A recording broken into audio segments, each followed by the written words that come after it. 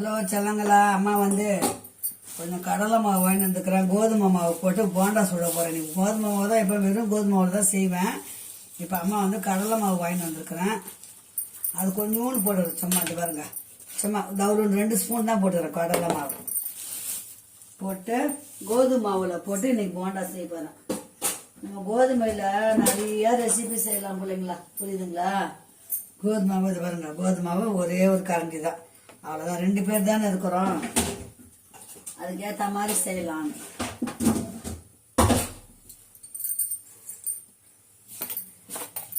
இப்போ 2த்தையும் நல்லா கலக்கிக்கலாம். கடலை மாவு 1 ஸ்பூனு, கோதுமை மாவு 1 கரண்டி, சின்ன கரண்டியில். இப்போ அம்மா வந்து கடலை எண்ணெய் ஊற்றிட்டேன். இப்போ ஒரு துண்டு இஞ்சியும், இந்த ஒரே ஒரு துண்டு இஞ்சியும் ரவியோண்டு சோம்பு இதை பாருங்க போட்டு மிக்சியில் அந்த போண்டா திருவின்னு வந்துடலாம். திருவின்னு வந்துட்டோம்னா நம்ம வந்து போண்டா சுட்டுடலாம். 5 நிமிஷம் தான் செல்லப்படைங்க போண்டாலாம்.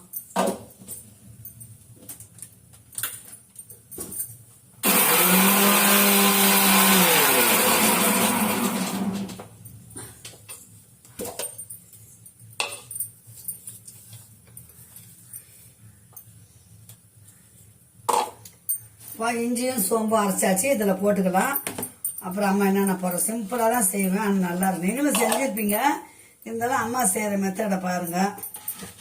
இப்போ அதுக்கு இந்த பாருங்க, கொத்தமல்லி ஒரே ஒரு பச்சை மிளகாய், இந்த ஒரு பச்சை மிளகாய், ஒரு வெங்காயம், இந்த பாருங்க ஒரு வெங்காயம். நான் கையில் காட்டுறேன்னு நினைக்காதீங்க, எண்ணெய் சுடுது பக்கத்தில், அதனால தான் அம்மா வந்து இப்படியே காட்டுறேன்.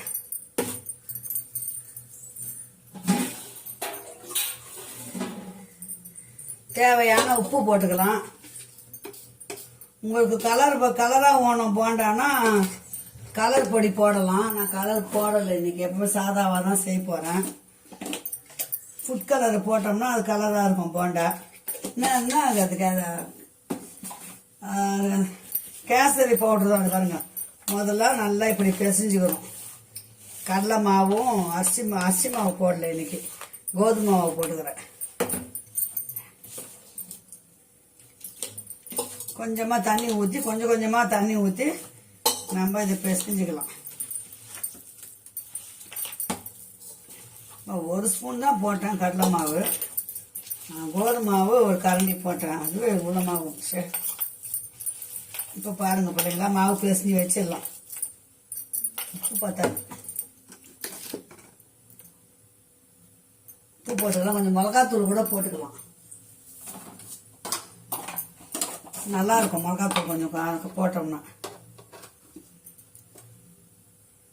பச்சை மிளகா வீட்டில் வந்த மிளகா தான், காரம் கம்மியாக இருக்குது. அதனால அம்மா வந்து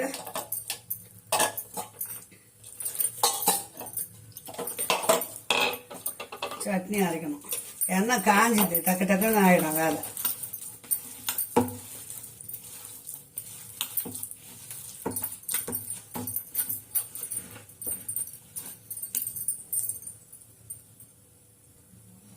உங்களுக்கு கொஞ்சம் ஸ்கிரிப்பியாக வேணும், மொறுன்னு வேணும்னா கொஞ்சம் அரிசி மாவு போடலாம். அப்போ நம்ம கொஞ்சம் மொறுன்னு வரும். வெங்காய போண்டா இது. இப்போ சின்னதாக உருண்டதை பாருங்க.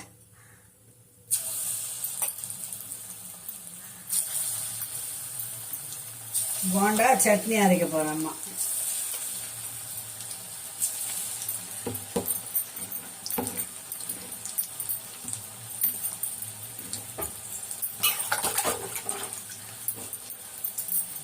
கோதுமை மாவில் போண்டா. ஆனால் பசங்க ஸ்கூலுக்கு போகும்போது இதெல்லாம் செய்வேன். என் பிள்ளைங்க ஸ்கூல்லேருந்து வரத்துக்குள்ள நான் இந்த மாதிரி செஞ்சு கொடுத்தேன். ரொம்ப நாள் ஆச்சு, ரொம்ப வருஷம் ஆச்சு செஞ்சு.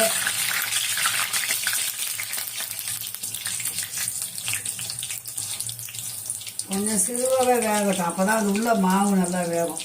அதுக்குள்ளே நம்ம வந்து சட்னி இது வர ஒரு பத்தை தேங்காய் பத்தை, ஒரே ஒரு பூண்டு, அதுக்கு சின்ன காஞ்ச மிளகாய் 2 காஞ்ச மிளகாய், அவ்வளோதான். சட்னி அரைச்சிக்கலாம். தொட்டு சாப்பிட்றதுக்கு நல்லா டேஸ்டாக இருக்கும்.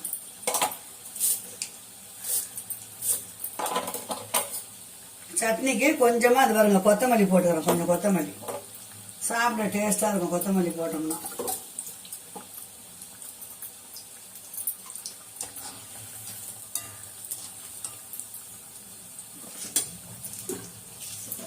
பொட்டுக்கடலை கொஞ்சமாக ஒரே ஒரு ஸ்பூன் பாருங்க, ஒரு ஸ்பூனு பொட்டுக்கடலை, அவ்வளோதான்.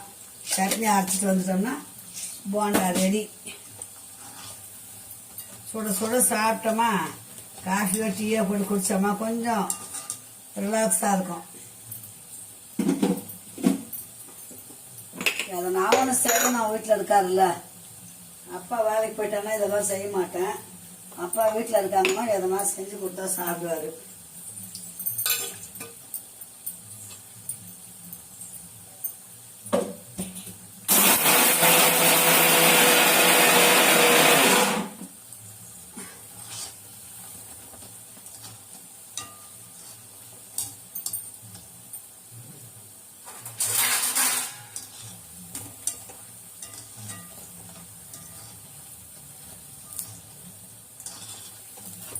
நம்ம கேசரி பவுடர் போட்டோம்னா இந்த டீ கடை போண்டா மாதிரி வரும், புரியுதுங்களா?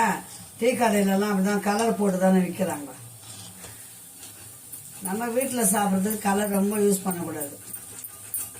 இதில் கொத்தமல்லிலாம் போட்டுக்கிறோம், நல்லா வாசனையாக இருக்கும். கம்மக்காமான்னு சோம்பு போட்டுக்கிறோம், இஞ்சி போட்டுக்கிறோம், செம்ம டேஸ்டாகவும் இருக்கும் கோதுமை போண்டா. பாருங்கள், இப்போ அடுப்பை ஸ்பீடில் வச்சுக்கலாம்.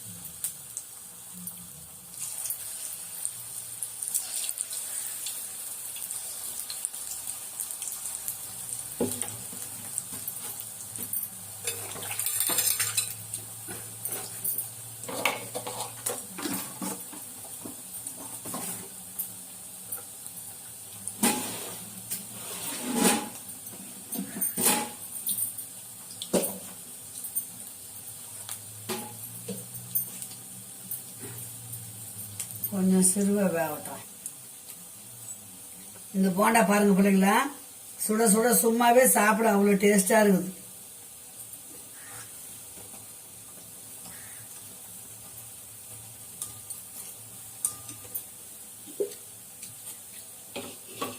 அம்மா கொஞ்சம் கொத்தமல்லி போட்டு அரைச்சிக்கிறேன் சட்னி.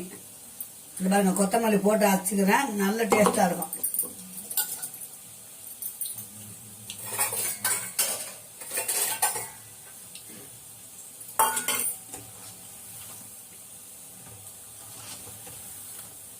கொஞ்சம் மீடியமாக வச்சுக்கிறேன் அடுப்பு. சிறுவன் தான் உள்ள வரைக்கும் மாவு வேகணும் இல்லைங்களா?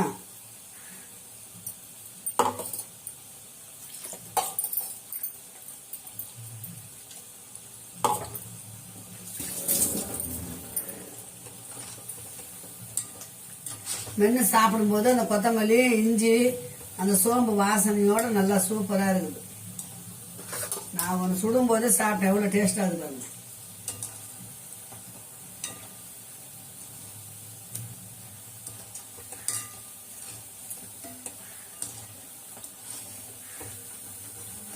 வெங்காய போண்டா தான்.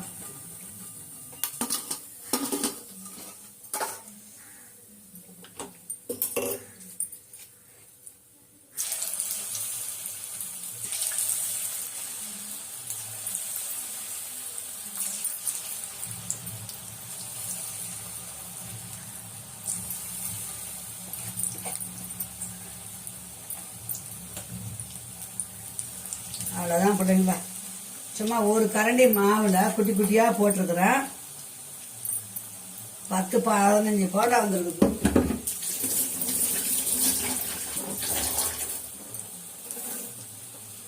நாங்கள் ஆளுக்கு நாள் சாப்பிடுவோம், மீதி இந்த கீழே பசங்களுக்கு கொடுப்போம். டேஸ்டாக இருக்கும். ஆனால்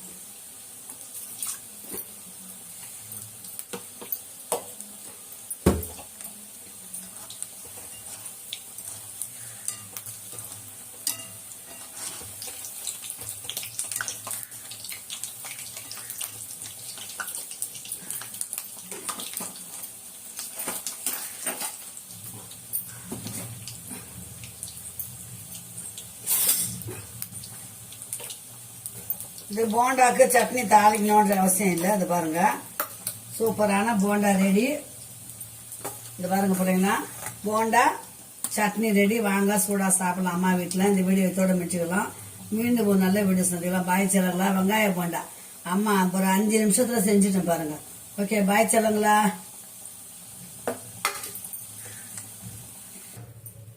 வாங்க செல்லங்களா. இப்போதான் அம்மா அவங்ககிட்ட பேசிட்டு வந்த கொஞ்ச நேரத்துக்குள்ள இந்த பாருங்க போண்டா செஞ்சாச்சு. அம்மா அப்பா சாப்பிட போகிறோம்.